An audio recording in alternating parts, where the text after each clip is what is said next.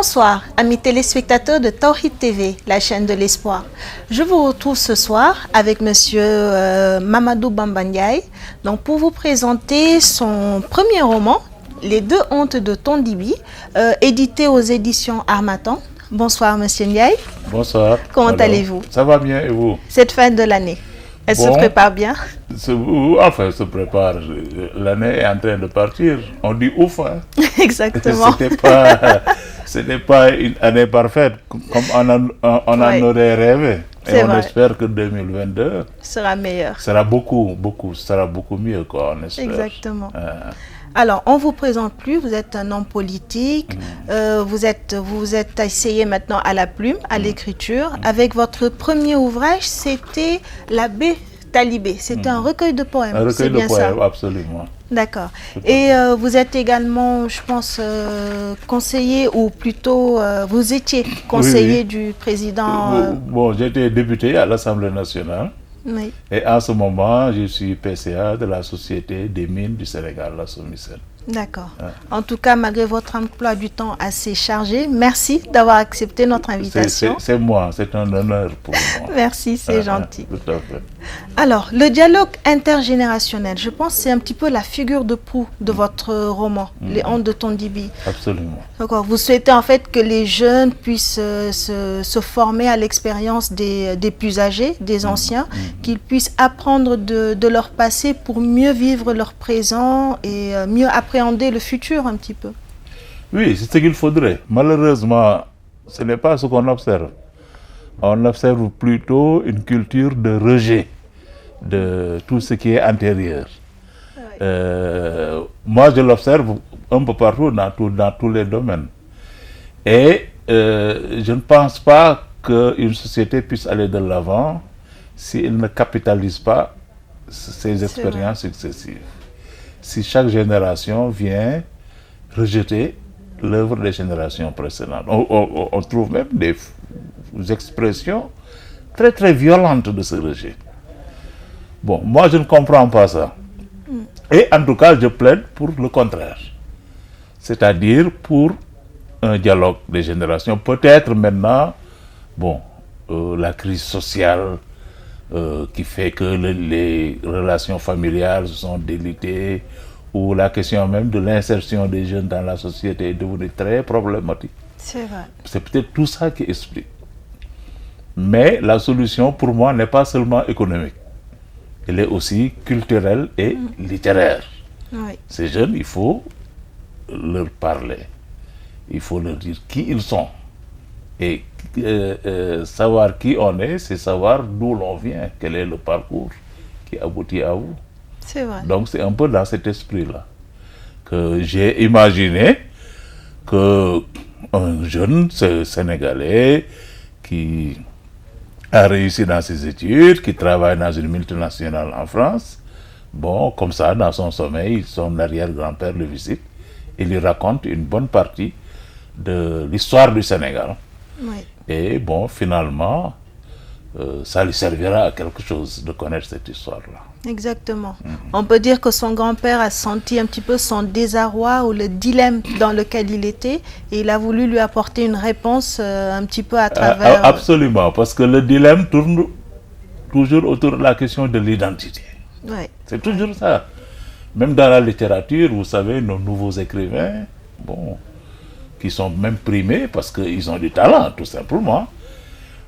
Mais leur littérature tourne autour de la question de l'identité. Oui. Et véhicule ce rejet dont j'ai parlé. Rejet de l'héritage et peut-être, bon, un choix culturel, un choix d'adhésion à une autre culture, peut-être qu'on estime meilleure ou supérieure, etc. En tout cas, plus satisfaisante. Voilà. Donc, je crois que son grand-père lui a apporté des réponses sur son identité. Exactement. Il lui a dit qui il est, en lui découvrant le parcours historique, les différentes générations, les différents personnages historiques qui se sont battus, qui ont agi pour aboutir à lui, tel qu'il est. Puisque personne ne s'auto-fabrique. Oui. On est toujours le résultat du travail des autres. Mais il faut le savoir aussi. connaît le résultat du travail des autres. C'est vrai, effectivement.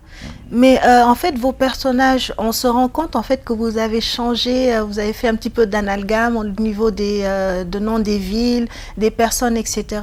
Et vous me corrigez si je me trompe, Cheikhouna Baké, je pense que c'est un petit peu Serigne Touba, oui, c'est ça? Bon, je crois que voilà, c'est très apparent, mais seulement, bon, vous savez, on ne fait pas ce qu'on appelle le salalou, quoi. C'est-à-dire, bon, on n'appelle pas. C'est une forme de respect, quoi. C'est une forme de respect, puisque il y a une dimension sacrée, quand même, de cette histoire-là.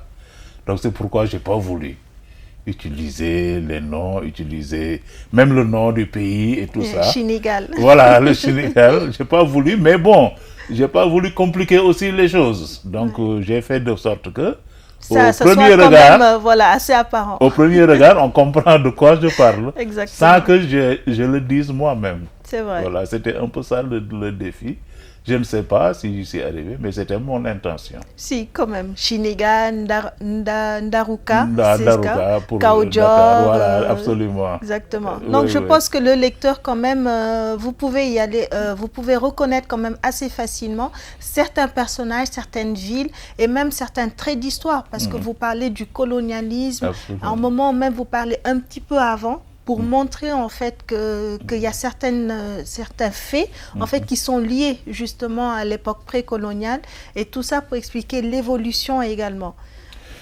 Oui, moi quand j'essaie de discuter enfin, avec mes enfants ou ceux qui ont leur âge, je me rends compte que pour eux, avant la colonisation, il n'y avait rien ici. Qu'on était des sauvages, quoi. Qu'on ne savait rien. Et que notre histoire a commencé avec les colons. Et d'ailleurs, souvent, vous voyez des livres d'histoire, même des gens très sérieux, qui parlent de l'histoire du Sénégal, mais leur point de départ, c'est les fameux cahiers de doléances de Saint-Louis. Voilà. C'est catastrophique. C'est vrai. Donc c'est pourquoi, pour moi, il était important de revenir sur l'histoire à partir de faits confirmés. Je me suis adressé à des historiens qui m'ont donné des documents. Donc, pour cet aspect-là, c'est vrai qu'il y a toujours une dimension, bon, romanesque, mais cette dimension romanesque est construite à partir de la réalité historique, qui montre que l'Afrique de l'Ouest, avant la pénétration coloniale, était une grande puissance internationale. Oui. C'était l'Empire Songhai, mais l'Empire Songhai ne nous est pas étranger. Souvent, quand on parle de l'Empire Songhai, l'Empire du Ghana, les gens qui sont ici au Sénégal pensent qu'on parle d'autre chose. En tout cas, d'autres gens, qu'on ne parle pas de nous-mêmes. Alors que toutes ces civilisations-là se sont construites, tous ces États, je veux dire, se sont construits à partir ici de la vallée du fleuve Sénégal. C'est vrai. La capitale de l'Empire du Ghana, c'est là, c'est pas loin de la Ghana, c'est de l'autre côté du fleuve. Oui. L'Empire Songhai, ils sont partis d'ici pour conquérir peut-être tout un espace en Afrique de l'Ouest, mais le point de départ aussi, c'est la vallée du fleuve. Donc c'est nous-mêmes, c'est notre histoire. Donc nous n'avons pas à avoir honte, nous n'avons pas à baisser la tête. Nous avons dirigé le monde comme ceux qui le dirigent aujourd'hui. Bon, maintenant, c'est vrai qu'après, il y a eu un déclin, il y a eu la colonisation et tout ça, mais quand même, nous devons être fiers de nous-mêmes, nous devons avoir cette estime de soi qui permet à l'homme d'agir, d'exister. Voilà. Et cette estime de soi, beaucoup de gens nous combattent sous ce rapport-là pour nous convaincre que nous ne sommes rien. Exactement. Et justement, pour avoir cette estime de soi, on a besoin de connaître notre passé, savoir qui on est, d'où on vient. Parce que sans ça, on va forcément croire les autres qui nous disent que le noir, avant nous, il n'existait pas, le noir n'est rien. Ouais. Il suffit de connaître notre histoire pour savoir que peut-être même nous avons fait beaucoup de choses avant ceux qui dirigent le monde aujourd'hui.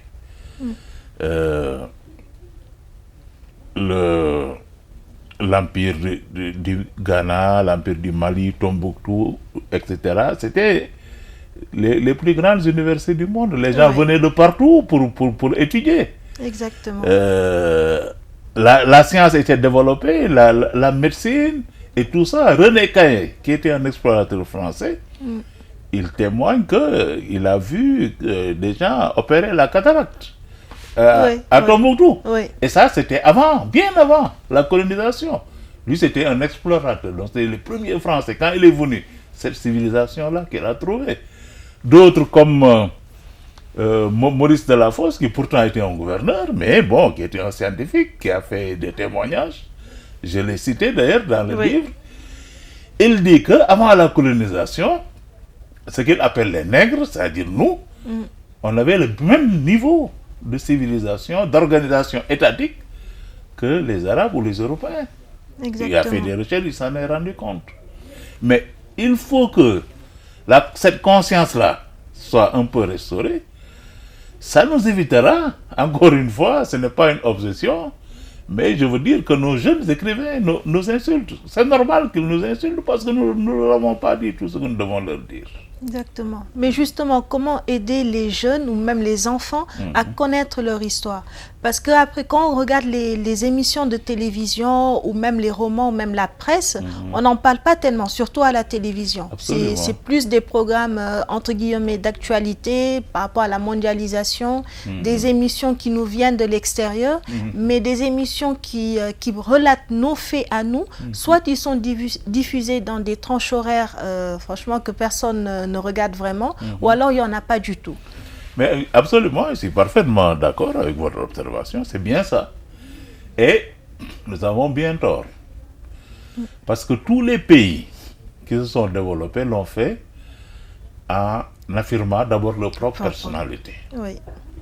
Si vous ne commencez pas par ça, vous pouvez même avoir de bonnes politiques économiques, avoir de la croissance et tout ça, mais ça ne servira à rien du tout. C'est d'autres qui vont en profiter. Voilà, c'est d'autres qui vont en profiter. Donc, par conséquent, nous devons faire ce que tout le monde a fait. Si vous voyez les pays européens, l'Amérique et tout ça, dans leurs écoles, ils enseignent d'abord leur histoire. Leur histoire. Les Français, ils parlent de Vercingétorix, on ne sait même pas s'il a existé ou pas. Mais tout jeune Français, mais on lui met ça dans la tête. Voilà. Mais nous, bien sûr, c'est le résultat de la colonisation. La colonisation, c'est d'abord une entreprise de contrôle des mentalités. Oui. Donc, ils ont voulu nous faire penser que notre histoire commence avec eux. Et peut-être, ils ont réussi pour une partie de la population, les jeunes scolarisés et tout ça. Bon, un peu victime, quoi, de tout ce qu'on a vu comme ajustement structurel, la déliquescence de l'école et tout ça. Mais il faut combattre ça, à mon avis. Et je pense que la littérature, c'est un terrain pour mener cette bataille, mais les médias, de façon générale, aussi.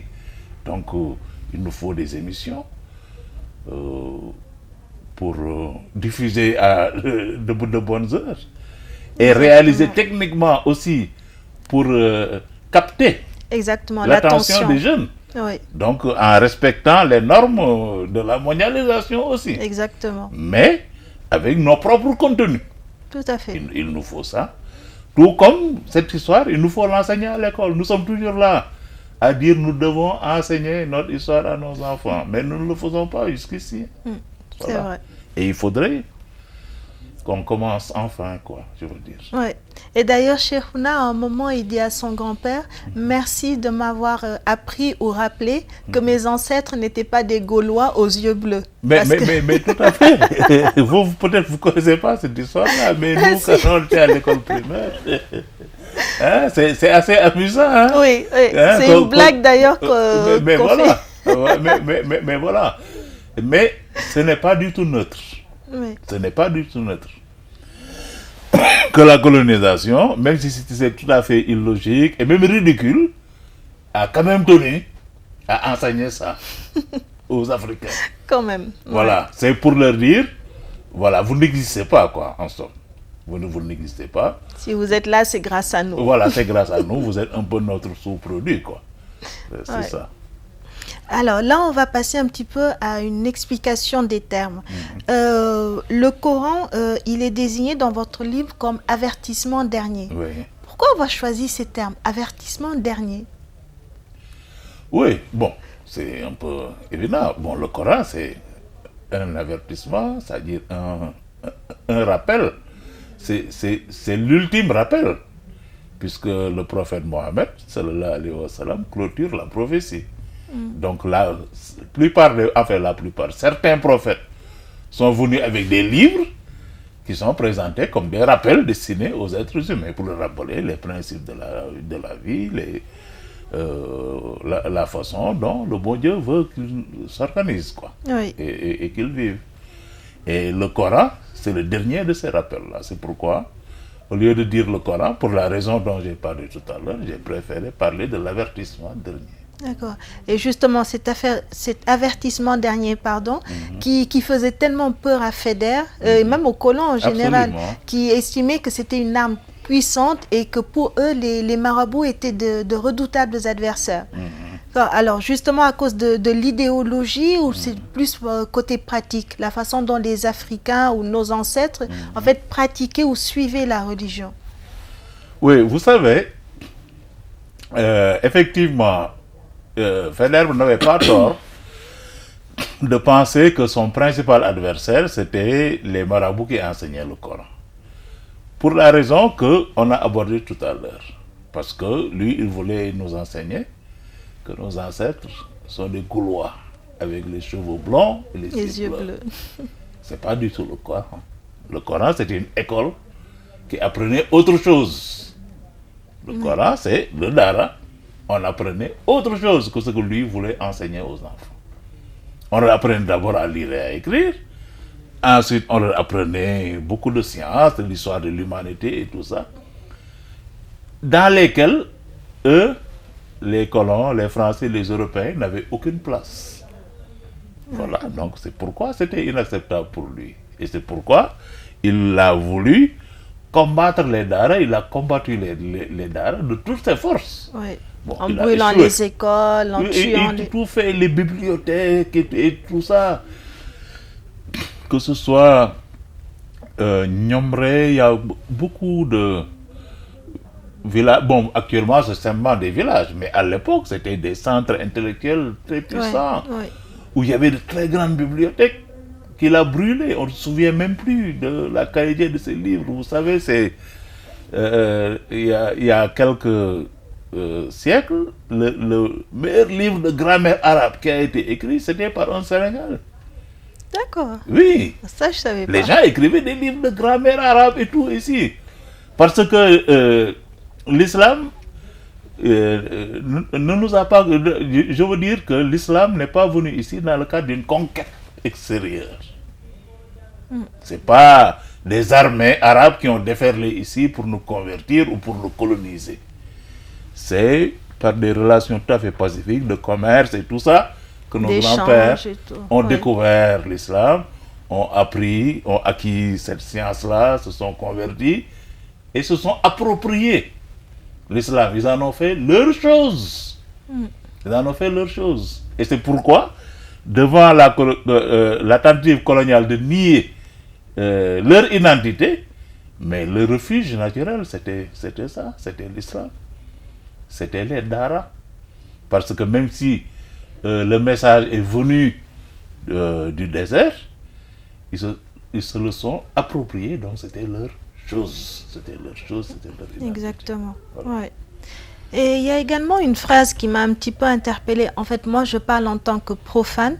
En fait, je voulais savoir, pour quelqu'un qui ne connaît pas forcément Serigne Touba, comment décerner le réel de la fiction?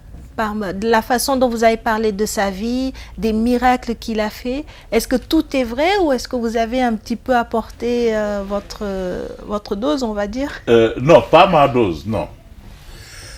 Tout est vrai dans ce sens que c'est ce qui se dit depuis toujours, indépendamment de moi. Donc, c'est pas moi qui ai imaginé. D'accord.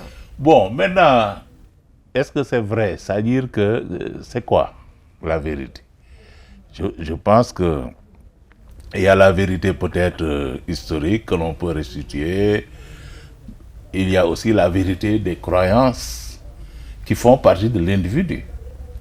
Un homme sans ses croyances, son imaginaire n'existe pas. Oui. Voilà, donc j'ai essayé de traduire comment est-ce que le parcours de Serigne Touba a été compris, approprié par ses contemporains. Donc ils ont parlé de ça, ils ont parlé de ces miracles-là, les poètes de l'époque en ont parlé, ont raconté ça dans leurs poèmes, et j'ai essayé de restituer ça. Maintenant, sans m'engager dans un débat sur ce qui est rationnel, ce qui n'est pas rationnel, ça c'est autre chose. Ça, c'est autre À chose. l'appréciation de chacun. C'est comme quand je parle du président Mamoudou Dia. Moi, je cite toujours, on dit qu'un jour, il a voulu, le général de Gaulle lui a dit, il a fait une remarque, il n'y a pas plu, il s'est levé pour le gifler. D'accord. Bon, est-ce que c'est une légende ou pas? La question se pose.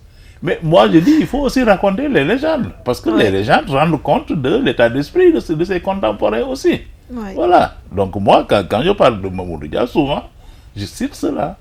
Je ne peux pas garantir que c'est vrai. Mais je dis, les gens de son époque le percevaient comme quelqu'un qui était capable de faire ce genre de choses. Et ça, c'est très important. Tout à fait. Et il y a une autre phrase de Kala qui dit « Les hauts jardins promis aux gens intelligents et honnêtes ». Ça, il parlait du paradis. En fait, moi, je me demandais, c'est pas trop réducteur de prendre, en fait, de promettre le paradis juste aux gens intelligents et honnêtes? Et c'était pas, en fait, de dire juste les gens valeureux, les gens honnêtes, juste intelligents et honnêtes. Ah oui, là, j'accepte. là, j'accepte cette critique.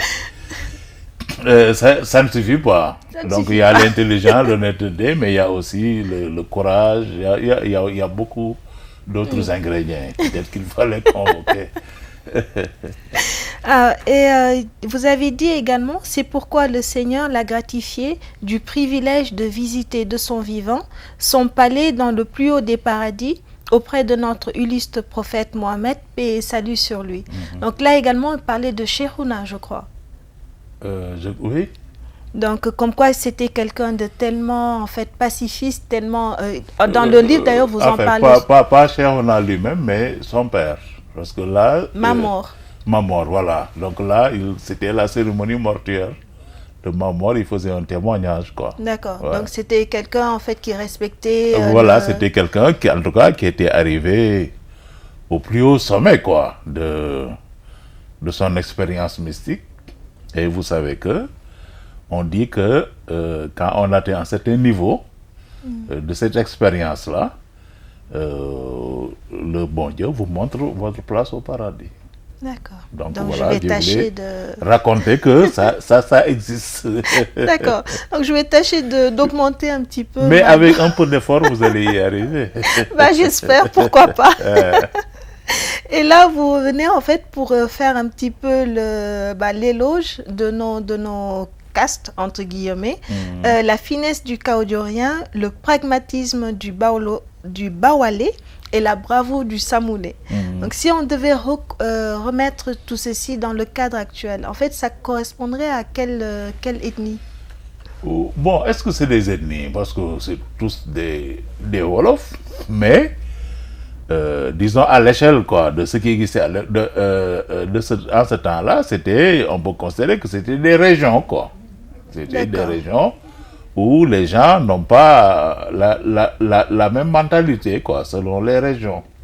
Et effectivement, si vous observez, peut-être maintenant, c'est difficile quoi de savoir qui est du Kayor, qui est du Baol. Bon, maintenant c'est compliqué. Ouais, c'est compliqué. C'est compliqué. Mais peut-être dans notre génération, nous, on pouvait parfaitement distinguer ces différences-là. Que quelqu'un qui est du Kayor ne parle pas comme celui qui est du Baol. Il y a une petite nuance. Voilà, il y a des nuances. Il ne parle pas comme celui qui est du Saloum. D'ailleurs, ils parlent tous Wolof, mais ce n'est pas le même Wolof. Il y a des différences, quoi. Et du point de vue de leur mentalité, de leur façon d'être et tout ça, effectivement, il y a aussi des différences. D'accord. Les ethnies, c'est vraiment une invention des colons? Ah oui, les ethnies, c'est Faidherbe qui a pris une feuille et un stylo et qui a a tracé. fait Il y a des des classes. pôles, il y a des machins, voilà. Voilà, c'est ce qu'ils ont fait au Rwanda aussi. Ouais, les Tutsis. Au Rwanda, les gens vivaient normalement, ils n'avaient aucun problème. Les Belges sont arrivés et on dit, ah, attention, toi, tu mesures 1m72, donc tu es de telle ethnie. Toi, c'est 1m73, tu es de telle ethnie. Toi, tu es clair, donc tu es de telle ethnie. C'est eux qui ont inventé ça de toutes pièces. D'accord. Pour diviser, pour régner. Ils l'ont appliqué un peu partout. Et Faidherbe, quand il est arrivé ici, il a aussi utilisé la même technique. Il D'accord. a utilisé la même technique. Parce que si vous allez au Fouta, par exemple, on dit que celui-là est Wolof, celui-là est Tougaleur. Mais si vous allez au Fouta, vous allez trouver que un très grand nombre de villages ont été fondés par des familles Wolof, qui se sont installés là-bas depuis très longtemps. Et si vous discutez avec eux, ils vont vous raconter ça. Ou alors, d'autres, pendant la période des Allemands, mais la plupart se sont mariés au Cayor ou au Baol. Ouais. Donc, Ensuite, leurs descendants sont des descendants de Wolof. Si vous venez dans le Cayor, même Cheikhouna Baké, l'origine de sa famille, c'est le Fouta. Beaucoup de gens comme moi ne parlent pas un traître mot de Polar, mais pourtant, ils sont des Polars. Donc, cette question d'ethnie-là est très relative. D'accord. C'est très relatif. Donc, Mais ce sont les Français qui subliment ces différences-là, même artificielles, parce que pour eux, c'est un instrument politique, c'est tout. et avant l'arrivée des colons, on était séparés ou divisés, ou alors il n'y avait pas de caste. Je pense qu'il y avait des castes quand même. Bon, les castes, c'est autre chose. Bon, les castes, ça, c'est l'organisation sociale, quoi. Mais les ethnies, là, ça, moi, en tout cas, je n'ai aucune preuve que ça avait l'importance qu'on le donne aujourd'hui. D'accord.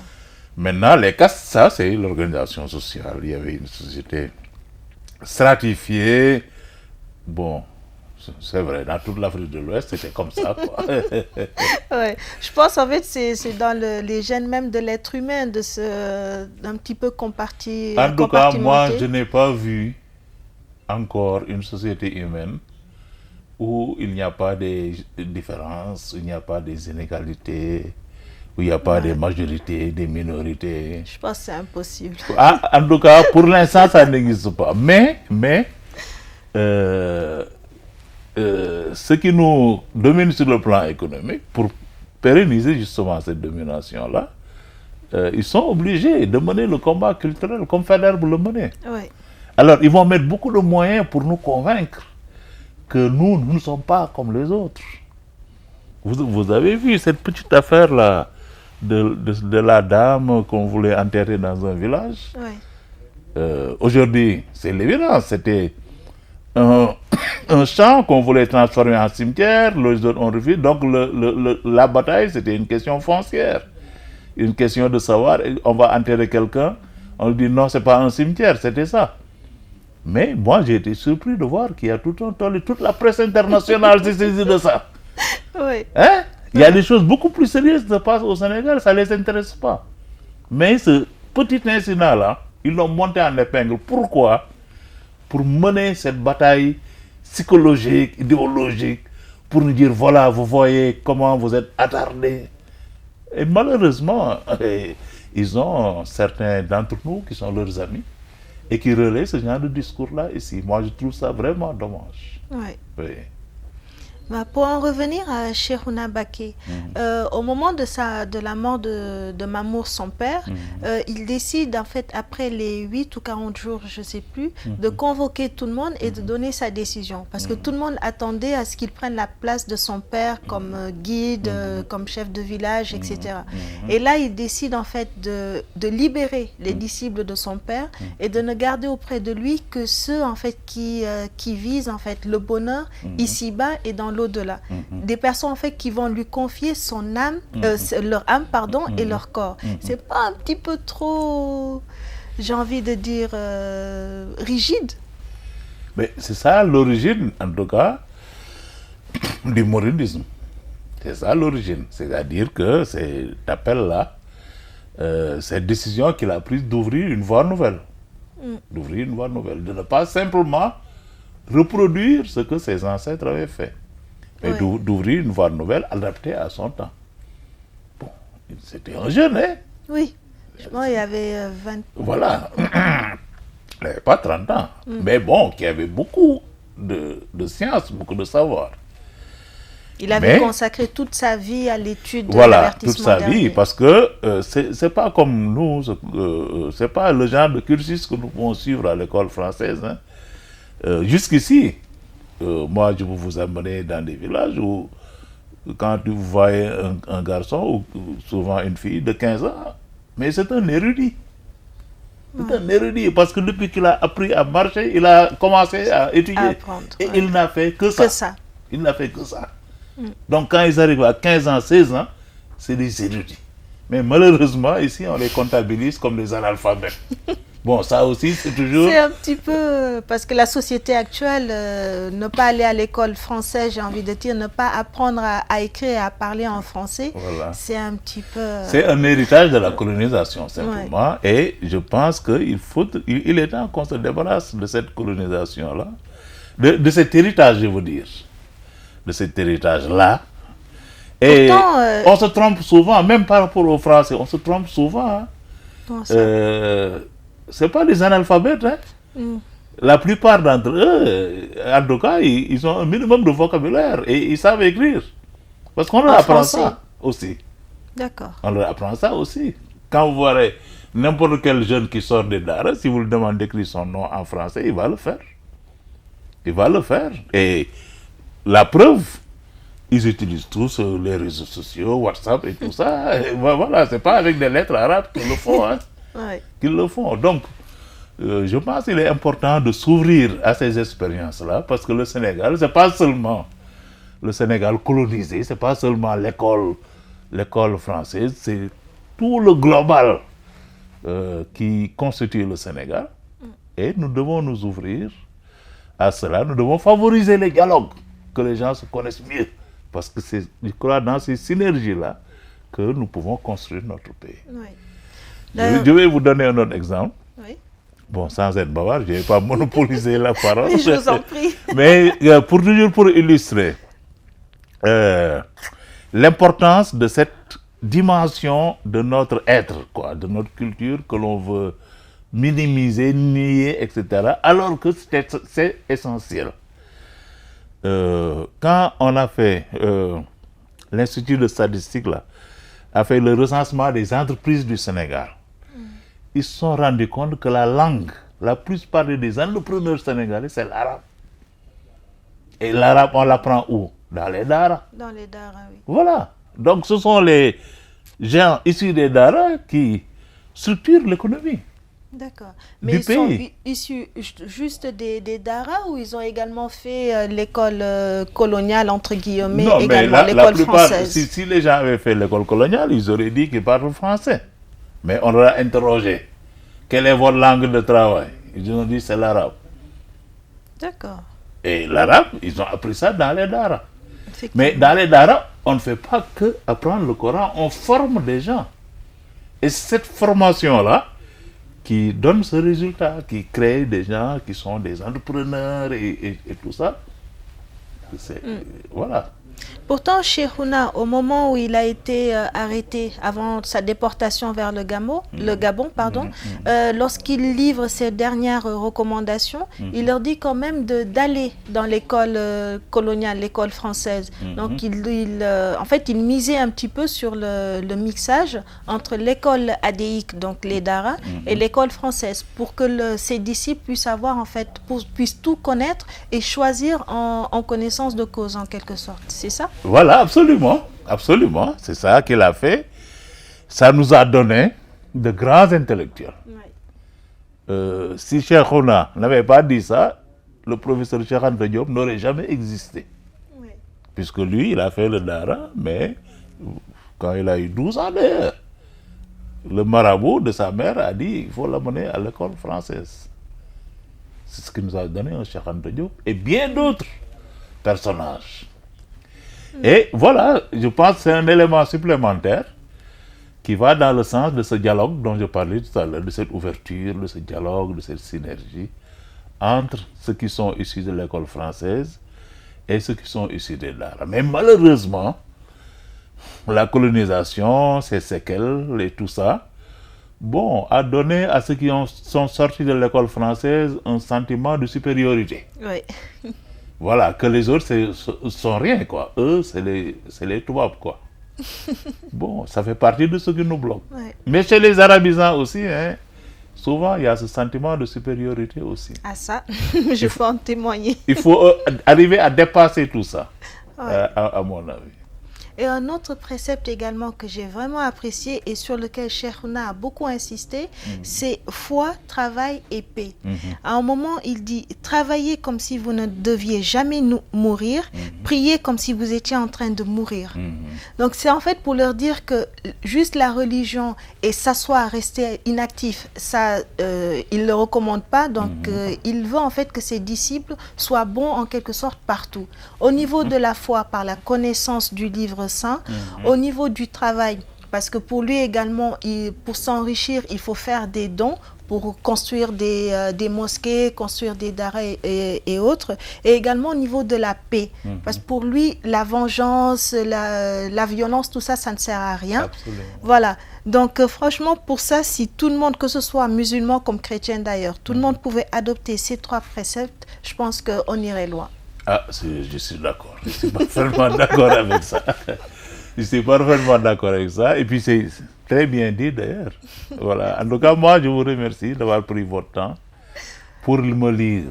Non, mais ce fut vraiment avec plaisir. Voilà. Et Voilà, vraiment, merci à vous. Voilà. Et j'aurais une petite question. quand même. Mais par rapport à ça, par rapport à ce que vous dites, cet appel-là qu'il a lancé à ses disciples pour ouvrir une nouvelle voie, je pense qu'en partie, c'est ça le sens de cet appel. C'est-à-dire que vous ne pouvez pas rester là, vous faire vos 5 prières et tout, bon, vous vivez comme il y a 100 ans, dans 100 ans, vos enfants vont vivre avec vous. Ce n'est pas ce que le bon Dieu a demandé. Ce qu'il a demandé, c'est qu'il faut construire ce monde. Il faut le prendre en charge, il faut le construire, il faut l'embellir. Il faut que les gens vivent bien. Donc quand il dit, je vous lance un appel, venez, je vais vous amener. C'est aussi à cette prospérité économique qu'il voulait amener les gens. C'est aussi à cette prospérité économique. Ce n'est pas simplement, je vais vous amener au paradis. Mais je vais vous amener au bonheur, ici-bas et dans l'au-delà. Et bonheur ici-bas, la prospérité économique, on a vu les résultats. Exactement. Voilà. Exactement.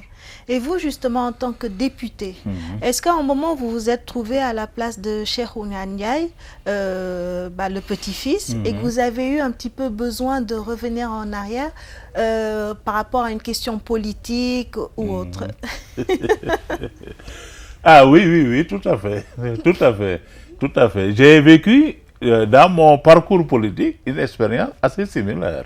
Bien que lui, il vit l'expérience À l'étranger. voilà, dans un autre domaine, quoi.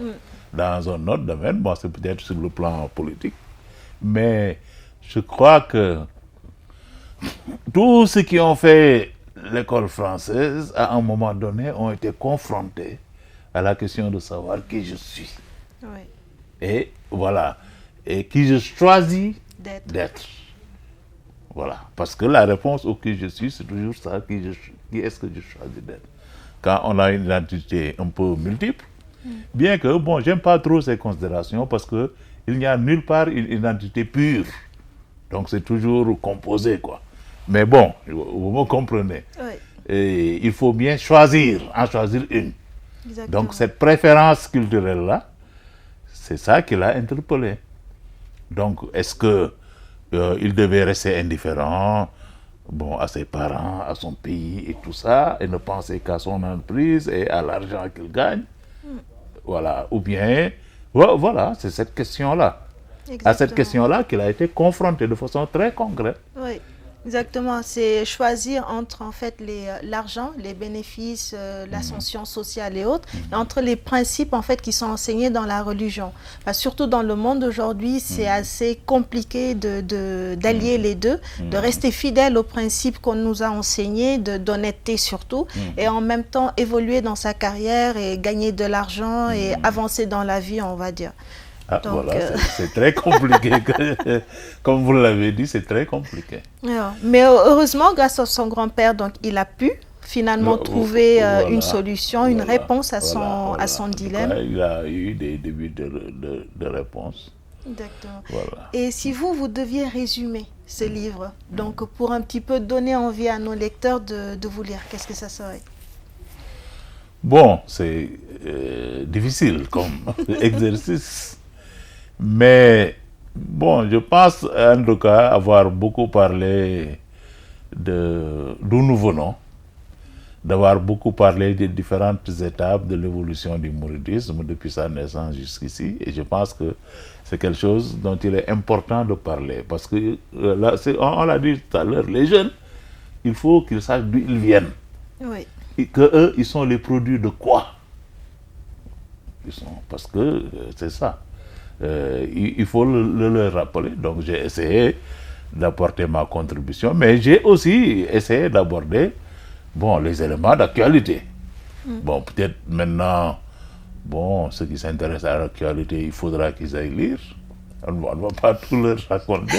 Exactement. Mais la question des ressources naturelles, voilà, la question du djihadisme, tout ça, toutes ces questions-là sont abordées. Exactement. En tout cas, encore merci d'avoir pris sur votre temps, de nous avoir rejoints et surtout de nous avoir aidés à mieux comprendre votre ouvrage. Ouais, c'est moi qui vous remercie. Et vraiment, je salue cette émission, la façon là, très simple, mais c'est seulement une apparence. Parce que derrière cette simplicité apparente, moi j'ai vu qu'il y a beaucoup de travail. Voilà, beaucoup de travail. Et vous avez posé les bonnes questions aussi. Merci. Donc je vous félicite pour votre travail et je prie pour que vous alliez beaucoup plus loin. Inch'Allah. Inch'Allah. Merci à vous, très chers téléspectateurs, de nous avoir suivis sur Tawhid TV, la chaîne de l'espoir. Rendez-vous samedi prochain à 21h et j'espère que vous avez passé de très bonnes fêtes et mes meilleurs vœux.